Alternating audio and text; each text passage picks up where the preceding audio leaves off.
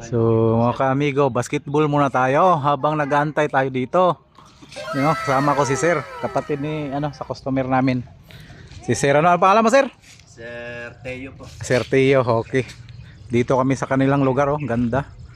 Napakaganda, lawak dito, basketball. So mga ka-amigo, tuturuan ko kayo paano mag-basketball.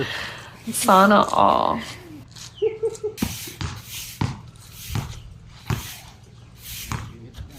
Warm up muna tayo. Warm up muna tayo mga ka-amigo.